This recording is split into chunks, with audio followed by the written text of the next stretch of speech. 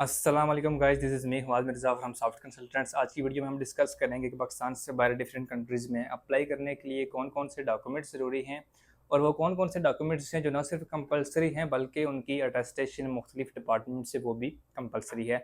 Step by step मैं आपको guide करूँगा। सबसे पहले बात करेंगे डॉक्यूमेंट्स की लिस्ट की। अगर आपने पाकिस्तान से बाहर जाना है और आप एफएससी के स्टूडेंट हैं और आपका फ्यूचर प्लान ये है कि आपने पाकिस्तान से बाहर किसी कंट्री में अप्लाई करना है, तो सबसे पहला काम आज ही टाइम निकाल के अपना पासपोर्ट अर्जेंट अप्लाई कर लें। उसकी वजह यह है कि पासपोर्ट ऑफिस से पासपोर्ट मिलना इस वक्त बहुत मुश्किल है। अर्जेंट पासपोर्ट आज से 1 साल पहले 7-8 दिन में मिल जाता था, जो कि आज तकरीबन 1.5 से 2 माह लगा रहा है और नॉर्मल पासपोर्ट बिल्कुल भी नहीं मिल रहा। तो अगर आपका माइंड सेट है कि आपने बाहर जाना है, सबसे इंपॉर्टेंट डॉक्यूमेंट जो होता है वो आपका पासपोर्ट होता है। पासपोर्ट आपका बन गया तो इसका मतलब ये है कि बाकी डॉक्यूमेंट्स विद इन 1 वीक आपके कंप्लीट हो जाएंगे। पासपोर्ट के बाद जो सेकंड आपके कंपल्सरी डॉक्यूमेंट्स है वो हैं आपके एजुकेशनल डॉक्यूमेंट्स, जिसमें मैट्रिक की मार्कशीट और सर्टिफिकेट, जिसको सनद कहते हैं, दोनों में से एक भी अवेलेबल हो चल जाएगा। अच्छा, उसके साथ फिर आपकी एफएससी की मार्कशीट और सर्टिफिकेट, सनद नहीं है कोई इशू नहीं है, रिजल्ट कार्ड एफएससी का चल जाएगा। और इन केस अगर रिजल्ट कार्ड भी नहीं है, एफएससी का रिजल्ट नहीं आया, फर्स्ट ईयर के पेपर दिए हुए हैं, तो होप सर्टिफिकेट जो कॉलेज से आपको मिलेगा वो भी आप ले सकते हैं। और रिजल्ट जो है आपके फर्स्ट पार्ट का एफएससी का फर्स्ट ईयर का वो भी चल जाएगा। ठीक है, दो चीज़ें होगी, मैट्रिक एफएससी के डॉक्यूमेंट्स और पासपोर्ट।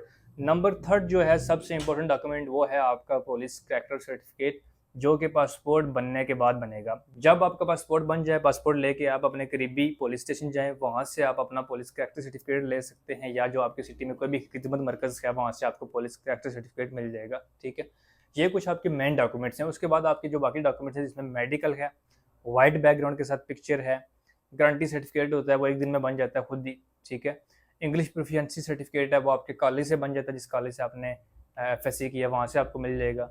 और इसके बाद सीवी आती है जिसमें पेरेंट्स की डिटेल है, वो भी आपकी विद इन 1 डे में बन जाती है। तो कहने का मतलब ये है कि आपका पासपोर्ट होना चाहिए, आपके पास टाइमली अप्लाई कर लें। पासपोर्ट के बाद मैट्रिक एफएससी के डॉक्यूमेंट्स हैं वो आप कंप्लीट करें और पुलिस के कैरेक्टर सर्टिफिकेट बनवाएं। बाकी डॉक्यूमेंट जब आप अपना प्रोसेस स्टार्ट करवाएंगे किसी भी कंपनी के थ्रू या हमारे थ्रू, तो हम आपको स्टेप बाय स्टेप बता देंगे। वो एक दिन का काम है, उनका कोई इतना बड़ा मसला नहीं है। ठीक है। अच्छा, सेकंड जो सबसे कॉमन क्वेश्चन होता है अप्लाई करने के बाद स्टूडेंट्स का, कि हम कैसे डॉक्यूमेंट्स अटैच करवाएं, या फिर जिनको को गाइड करने वाला नहीं होता तो वो इस प्रोसेस को बहुत मुश्किल समझते हैं, जो कि मुश्किल है भी, लेकिन अगर कोई गाइड करने वाला हो, स्टेप बाय स्टेप काम होता है, तो आप इजीली इसको कर लेते हैं। तो मैं आज आपको इस वीडियो में जो बनाने का मकसद यही था कि डॉक्यूमेंट्स के अटेस्टेशन, लेकिन साथ मैंने आपको डॉक्यूमेंट्स का भी बता दिया कौन कौन से ज़रूरी हैं। अटेस्टेशन की बात करें तो बेशुमार कंट्रीज़ है विदाउट अटेस्टेशन भी वीज़ा दे देते हैं, और बेशुमार कंट्रीज़ ऐसे भी हैं जो अटेस्टेशन के बगैर आपको वीज़ा नहीं देते। तो सबसे पहला काम आपने ये करना है कि जब आप अपनी मैट्रिक और एफएससी कर लें, तो इनके जो ओरिजिनल डॉक्यूमेंट्स हैं और एक फोटोकॉपी मैट्रिक एफएससी का रिजल्ट कार्ड सर्टिफिकेट, और अगर इनके रिजल्ट कार्ड नहीं है, एफएससी का रिजल्ट अभी तक नहीं आया, जल्दी बाहर जाना है पेपर देने के बाद, तो कॉलेज से आप होप सर्टिफिकेट लेके और साथ फर्स्ट पार्ट का जो रिजल्ट कार्ड है ओरिजिनल वो लेके जा सकते हैं, उसकी फोटोकॉपी। जिस बोर्ड से आपने मैट्रिक एफएससी की है वहाँ से आपने ये अटेस्ट करवाने हैं। ठीक है, वो आपको स्टैंप लगा के देते हैं। अटेस्टेशन से मुराद यही होती है, वेरीफाई करते हैं। ठीक है, अब इन केस के आपका मैट्रिक का बोर्ड अलग है, एफएससी वाला अलग है, तो जहाँ से मैट्रिक किया है उस बोर्ड से मैट्रिक के डॉक्यूमेंट्स, जहाँ से एफएससी किया है उस बोर्ड से आपके एफएससी के डॉक्यूमेंट्स अटेस्ट होंगे। अच्छा, उसके बाद जब ये अटेस्ट हो जाएं, वो एक एनवेलप में आपको डॉक्यूमेंट्स डाल के देंगे, तो वो लेके आपने आईबीसीसी जाना होता है। आईबीसीसी जाने से पहले सबसे इंपॉर्टेंट काम कि विदाउट अपॉइंटमेंट आपने वहाँ पे नहीं जाना। पहले तो अपॉइंटमेंट के बगैर आप जाते थे, सुबह जाते थे, शाम को टेस्ट हो जाते थे। आजकल आपको अपॉइंटमेंट लेनी पड़ती है। अपॉइंटमेंट के लिए मैं एक अलग वीडियो बना दूंगा कैसे लेनी है, लेकिन अगर आप यूट्यूब पे भी जाके सर्च करेंगे आईबीसीसी अपॉइंटमेंट के वाले से, तो वहाँ से बेशुमार आपको वीडियोस मिल जाएंगी। ठीक है, इनकी वेबसाइट पे आपने जाना है, वहाँ से आपने अपॉइंटमेंट लेनी है। अब लेट्स सपोज कि आज अगर 28 अगस्त है, तो आपको जो अपॉइंटमेंट मिलेगी हो सकता है सितंबर के मिड की मिले, या एंड की मिले, या अक्टूबर के स्टार्ट की मिले। कहने का मतलब ये हुआ कि एटलीस्ट 1 माह वेट करना पड़ेगा आपको। अच्छा, अपॉइंटमेंट जब आपने लेनी है, आपको एक चालान मिलेगा, वो आपने बैंक में जमा करवाना है, एक स्लिप अपने पास रखनी है। अच्छा, उसके बाद फिर आपको एक मिलेगा, वहाँ से एक लेटर मिलेगा, वो भी आपने अपने पास रखना है, जिसको अपॉइंटमेंट लेटर कहते हैं। उसको गुम नहीं करना, साथ लेके जाना जब आप जाएंगे आईबीसीसी के ऑफिस।